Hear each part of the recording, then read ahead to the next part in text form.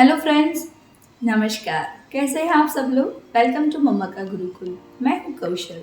मैं एक मम्मा हूँ और एक एजुकेशन काउंसलर हूँ। हमने पिछले वीडियो में बात की थी how to handle a child in winter. बच्चों को विंटर में कैसे संभालें। अगर आपने वो मेरा वीडियो नहीं देखा है तो मैं आई बटन पे जाके आप क्लिक कर सकते हैं और मैं उसकी लिंक जो है वो डिस्क्रिप्शन में डाल रही हूँ, तो आप चेक कर सकते हैं। उस वीडियो में मैंने मेरा रूटीन आप सबके साथ शेयर किया था कि बच्चों को सुबह जल्दी कैसे उठाए, स्कूल के लिए रेडी कैसे करें, लंच में क्या बनाए, डिनर में क्या बनाए, एक्सेट्रा। तो आज का जो वीडियो है वो है हेल्थ टिप्स के बारे में, यानी कि विंटर में बच्चे को सबसे ज़्यादा केयर की ज़रूरत होती है। तो चलिए वीडियो को स्टार्ट करते हैं। वीडियो स्टार्ट करने से पहले अगर आपने मेरे चैनल को सब्सक्राइब नहीं किया है तो प्लीज़ आप सब लोग सब्सक्राइब कर दीजिए और साथ में जो बेल बटन है उसको क्लिक कर दीजिए ताकि आपको मेरे हर नए वीडियो की नोटिफिकेशन मिलती रहे। सबसे पहले और मोस्ट इम्पॉर्टेंट, बच्चे की केयर ज़रूरी है विंटर में। तो बच्चे को हेड टू टो कवर करना बहुत ही ज़्यादा ज़रूरी है। काफ़ी बच्चे हैं जो नखरे करते हैं स्वेटर पहनने में, क्योंकि जो ऊन के स्वेटर होते हैं वो उन्हें चुभते हैं, तो वो पसंद नहीं करते। और सुबह सुबह में बहुत ज़्यादा ठंडी होती है, दोपहर होते होते इतनी ठंडी नहीं रहती है, तो वो स्वेटर निकालने में पूरा मैस हो जाता है, उनका यूनिफॉर्म सब कुछ बिगड़ जाता है। तो मैं प्रेफर करती हूँ कि उसको फुल स्लीव की 2 टी शर्ट पहना दूँ। मतलब अंदर एक टी शर्ट पहनाती हूँ, उसके ऊपर फुल स्लीव की टी शर्ट और उसके ऊपर यूनिफॉर्म। तो ये काफ़ी कंफर्टेबल रहता है मेरे बच्चे के साथ और उसको ठंडी भी नहीं लगती है ज़्यादा और उसका प्रोटेक्शन भी हो जाता है। तो एक तो हो गया फुल स्लीव की टी शर्ट पहनाने का। अब दूसरी बारी है उसके कान में। मैं थोड़े से कॉटन्स जो होता है वो डाल देती हूँ और उसको कैप से कवर कर लेती हूँ और फिर वो जब स्कूल पहुँच जाता है तो वो अपनी कैप निकाल देता है और बैग में रख देता है। तो कान को भी कवर करना बहुत ज़्यादा इम्पोर्टेंट है क्योंकि सर्दी यहीं से लगती है। अगर ज़्यादा पवन जो है वो कान में चली जाती है तो बच्चे बीमार पड़ने की शक्यता रहती है। तीसरी जो बात है वो उसके सॉक्स, यानी कि बच्चे को 24 आवर सॉक्स पहना के रखिए, मैं ये नहीं कह रही हूँ, लेकिन जब भी वो बाहर जाए या फिर घर में भी खेल रहा होता है तो अगर आपके घर में मैट वगैरह है तो कोई ज़रूरत नहीं है, लेकिन अगर वो ऐसे ही खेल रहा है फ्लोर पे तो इन दिनों जो है वो मॉइस्चर ज़्यादा होता है और ठंडे का मौसम है तो हमारी जो टाइल्स वगैरह है वो भी ज़्यादा ठंडी होती है। तो बच्चा डायरेक्ट उसके कांटेक्ट में उसका पैर आता है तो उसको सर्दी लग जाती है। तो बच्चे को सॉक्स पहनाना भी इतना ही ज़रूरी होता है। तो बच्चे अगर सॉक्स पहनने में थोड़ी बहुत उनको ज़िद करते हैं नहीं पहनना ये वो, लेकिन आप क्या करें, जब भी आप शॉपिंग करने जाए तो उसके पसंदीदा कैरेक्टर के सॉक्स लेके आइए।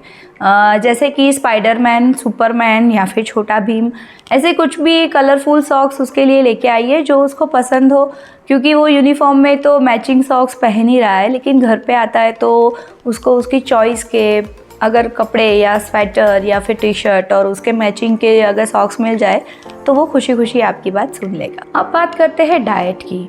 तो विंटर में बच्चे के डाइट पे भी आपको ध्यान देना ज़रूरी होता है, क्योंकि विंटर में बच्चे को भूख ज़्यादा लगती है और भूख ज़्यादा लगती है तो फिर वो कुछ भी आउटसाइड फूड या फिर नाश्ता, वेफर्स, कुरकुरे, ये सारी चीज़ें बहुत इजीली अवेलेबल होती है, तो बाकी सारे बच्चों के लंच के डिब्बे में भी ये सब कुछ होता है तो वो खा लेता है। तो इससे कैसे रोका जाए बच्चे को, तो आप उसकी चॉइस का ब्रेकफास्ट बनाइए। यहाँ थोड़ी सी मेहनत लगेगी आपको, लेकिन आपको उसकी चॉइस का ब्रेकफास्ट बना के उसको देना है।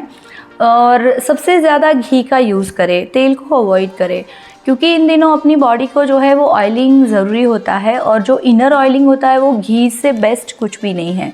मैं अभी शुद्ध गाय का घी उसको देती हूँ उसकी डाइट में, और हर एक खाना जो भी उसका बनता है, जैसे चपाती बनती है, सब्जी बनती है, या तो फिर मैं उसको ब्रेड ओवन बेक करके देती हूँ या फिर उसको ऐसे ही सेक के देती हूँ, तो उसमें भी मैं घी का यूज़ करती हूँ, बटर को अवॉइड करती हूँ। तो आप भी पॉसिबल हो तो घी का यूज़ ज़्यादा करें।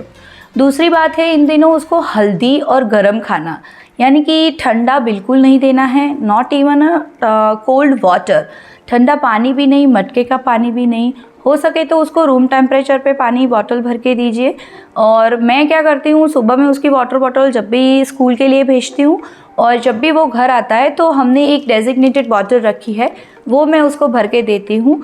तो पूरा दिन वो पहुँच नहीं पाता है आरओ मशीन तक, तो वो बॉटल में से पानी पी लेता है और मेरा मेजरमेंट भी हो जाता है कि पूरे दिन में उसने कितना पानी पिया।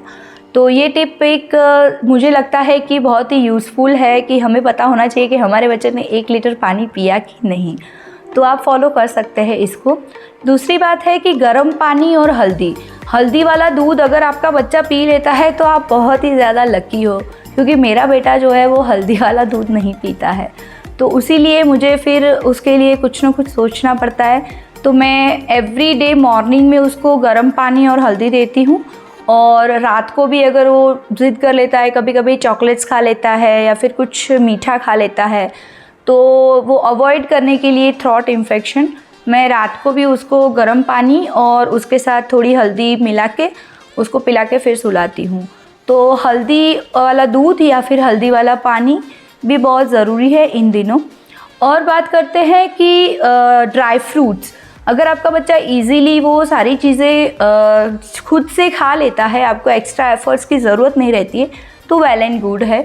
लेकिन बहुत मात्रा में नहीं, लेकिन कम मात्रा में, जैसे 4-5 बादाम हो गए, 3-4 काजू हो गए, या तो फिर किशमिश। तो ऐसे करके एक छोटा सा डिब्बा भर के उसको आप सुबह में देंगे तो वो इजीली उसका खाना चालू रहेगा जब तक उसकी वैन वगैरह आती है या फिर थोड़ा बहुत उसको टाइम मिलता है तब। तो मैं उसके पॉकेट में दे देती हूँ ये सारी चीज़ें, तो वो उसका खाना हो जाता है उसी में और उसको भूख भी नहीं लगती है, क्योंकि बच्चे को विंटर में भूख सबसे ज़्यादा लगती है। और स्कूल का ब्रेक टाइम, मॉर्निंग प्रेयर, उसके बाद स्कूल में भी एक्सरसाइज करवाते हैं, तो बच्चों की एनर्जी मेंटेन करना भी बहुत ज़रूरी है। नेक्स्ट बात करते हैं मालिश यानी कि ऑयल मसाज। विंटर में बच्चों को ऑयल मसाज देना भी बहुत फ़ायदेमंद रहता है। उसकी जो ग्रोथ ईयर्स होते हैं उसमें उसकी हड्डी को मजबूती मिलती है। तो मैं वीकली एक बार, यानी कि हर हफ्ते एक दिन संडे का होता है, उस दिन हमने मालिश दे रखा है घर में। तो मैं उसकी सरसों के तेल से मालिश करती हूँ। तो मैं ये खुद अपने आप मैंने वो बनाया है, मैं रेमेडी आपके साथ शेयर करूँगी उसकी रेसिपी कि कैसे मैंने ये बनाया है, अगर आप मुझे कमेंट करके बताएंगे तब। तो मैं उसको सरसों के तेल से जब भी मसाज करती हूँ तो वो ज़्यादा रिलैक्स हो जाता है।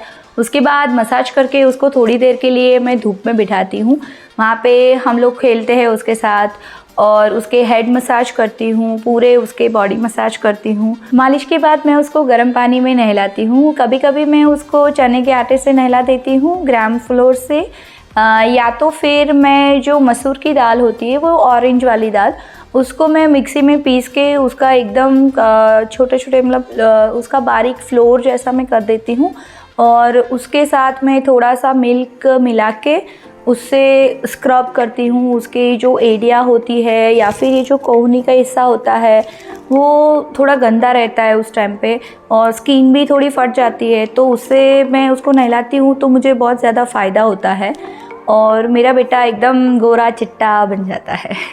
आई होप आपको मेरी ये रेमेडीज़ अच्छी लगी हो, तो आप मेरे चैनल को लाइक, शेयर एंड सब्सक्राइब कर दीजिए। तो चलिए फिर मिलते हैं मेरे नेक्स्ट वीडियो में, तब तक के लिए नमस्कार।